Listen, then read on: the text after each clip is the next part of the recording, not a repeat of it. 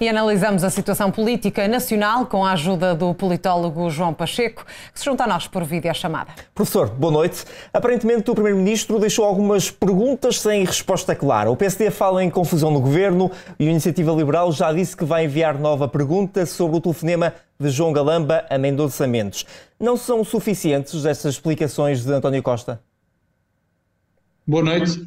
Bem, de facto nós temos o Primeiro-Ministro a dizer uma coisa e o Ministro das Infraestruturas a dizer outra coisa. Portanto, algum destes dois protagonistas já está a mais no Governo. E refiro-me ao caso concreto, à dúvida que persiste, em relação à atuação ou não, ou em que medida é que essa atuação se deu do Secretário de Estado Adjunto do Primeiro-Ministro, Mendonça Mendes. Portanto, João Galamba, na Comissão de Inquérito, diz que recorreu ao SIS por indicação do Secretário de Estado Adjunto, e agora temos o Primeiro-Ministro a falar pelo Secretário de Estado Adjunto e também em seu nome pessoal ou individual enquanto Primeiro-Ministro, a dizer precisamente o contrário. Portanto, as dúvidas continuam, apesar de termos uma comissão de inquérito e agora mais um inquérito com 15 perguntas sobre esta questão, e parece que tudo e cada vez mais se justifica a necessidade de uma comissão de inquérito ao SIS, como também já está em cima da mesa. Mas acha que a audição de Mendonça Mendes a 6 de junho vai ser importante, crucial, para conseguirmos esclarecer de uma vez por todas esta questão?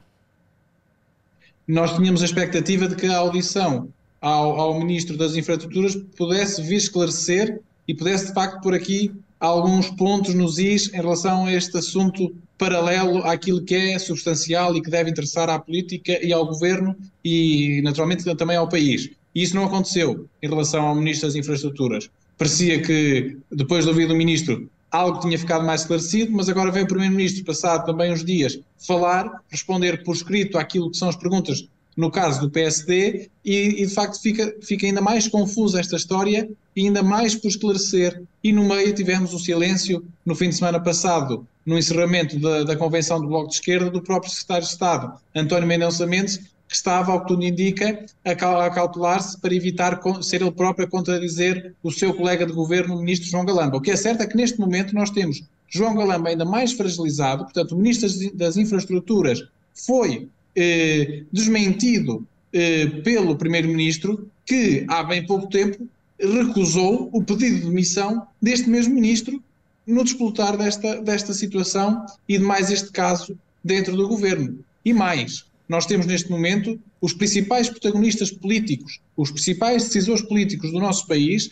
absorvidos por esta situação. Primeiro-Ministro, Presidente da República, líder da oposição, mais alguns membros do Governo, e de facto o PSD conseguiu, pelo menos até aqui, com este questionário, digamos assim, este conjunto de 15 questões, é no fundo concretizar o jogo do gato e do rato entre o poder e a oposição, e conseguiu criar aqui um caso, dentro deste caso, ou um facto, que é o Primeiro-Ministro, nesta fase, nesta altura, desmentir o seu Ministro das Infraestruturas, que está cada vez mais fragilizado, como digo. É um governante a prazo, professor? É um governante fora de prazo.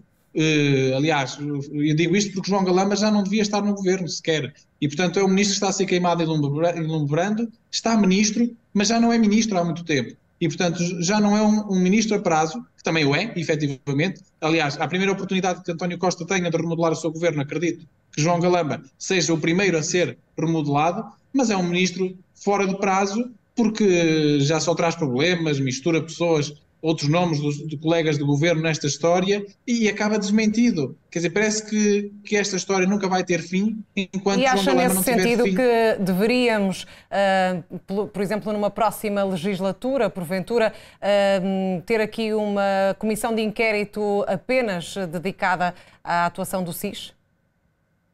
Parece que sim, porque de facto começam-se a adensar as dúvidas em relação à atuação do SIS e já não estamos só a falar daquilo que eram as dúvidas iniciais sobre o acontecimento do quarto andar do Ministério das Infraestruturas, mas estamos agora aqui a falar de uma situação também ela gravosa, ou pelo menos preponderante, se assim quisermos, que é a atuação do SIS. Não só quem desplotou essa atuação, mas depois todos os contornos da própria atuação, ou seja, como é que ela se desenvolveu, mas também perceber, como digo, a partir de que ponto é que ela se desencadeou. Temos a versão do Ministro que diz que foi o Secretário de Estado Adjunto que indicou esse acionamento, digamos assim, essa convocatória do SIS. Temos agora o Primeiro-Ministro a dizer que nada tem a ver o seu gabinete, o seu secretário de Estado adjunto, ele próprio, nada tem a ver com essa chamada do SIS, e que foi a chefe de gabinete do Ministro das Infraestruturas que o fez. Portanto, tudo justifica, e cada vez mais, essa necessidade de uma comissão de inquérito. Se fizermos uma comissão de inquérito à TAP,